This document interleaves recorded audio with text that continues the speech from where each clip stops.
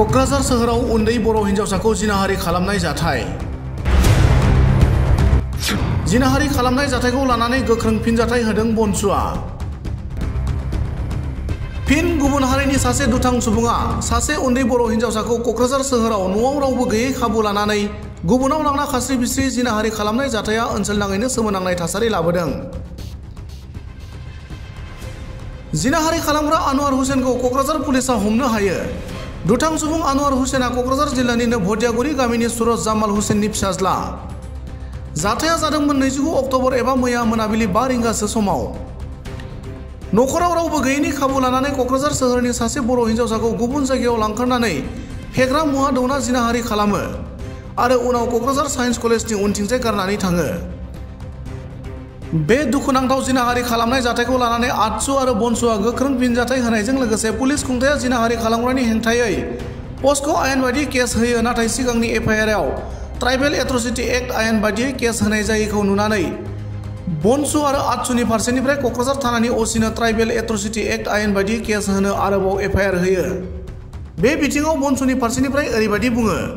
मैया science college खाथियाव जे सासे माइनर बर' हिन्जावसाखौ जे नन ट्राइबेल मानसिया आनवार हुसेन मुंनि सासे नन ट्राइबेल मानसिया जे माइनर गथ'खौ रेप खालामदों, बिनि एगेन्स्टै जोङो दिनैहाय आतसु आरो बर' नेशनेल स्टुडेन्टस इउनियन बर' माहारियारि फरायसा आफाद जोङो थानायाव फैनानै साप्लिमेन्टारि एफआइआर जोङो होफैदों।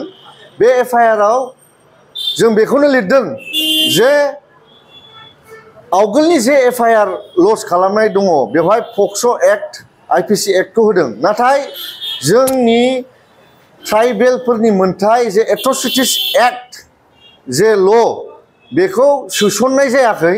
दा जोङो असिनो थिसननो थाखाय जोङो साप्लिमेन्टारि एफआइआर होफैदों क'क्राझार पुलिस थानायाव।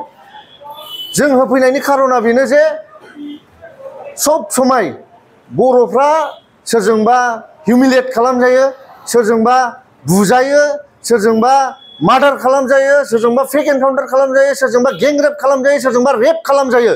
नाथाय जोंनि आसाम पुलिसा मालाबाबो schedule caste and schedule tribe prevention of atrocities act 1989 जे ल' दङ, बिनि आन्डाराव जेसेबां जे प्रभिजन्स दङ बेखौ दिनैसिम सोफादेरा।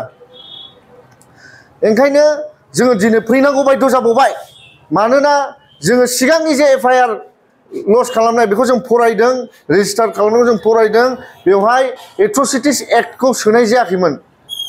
नाथाय दिनै जोङो फैनानै असिनो क'क्राझार पुलिस थाना असिनो जोङो साप्लिमेन्टारि एफआइआर होफैदों, आसाम पुलिसनो जोङो साप्लिमेन्टारि एफआइआर होफैदों।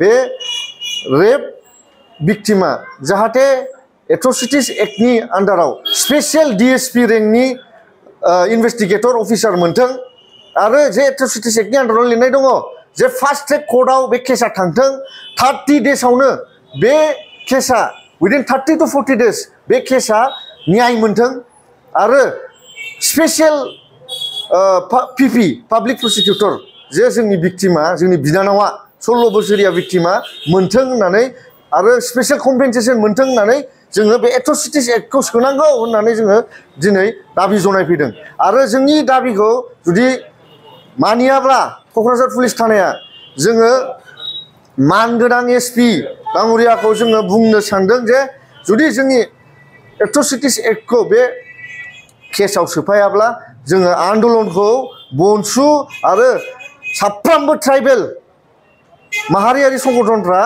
जों फैनानै बेवहाय लोगो नांनानै जोङो ज' नांनानै जोङो धरना होफैगोन। एट्रसिटिस एक्ट 1989 खौ इमप्लिमेन्ट खालामनो थाखाय जों धरना होफैगोन आरो जाय रेपिस्ट बे रेपिस्टखौ थाबैनो साजा होआबा, कनभिक्ट खालामाब्ला, फासि होआब्ला जोंनि बिटिसि एरियायाव जोङो लिगेलि गोख्रों लिगेल एक्सन लागोन एगेन्स्ट द अथरिटिस। Thank you.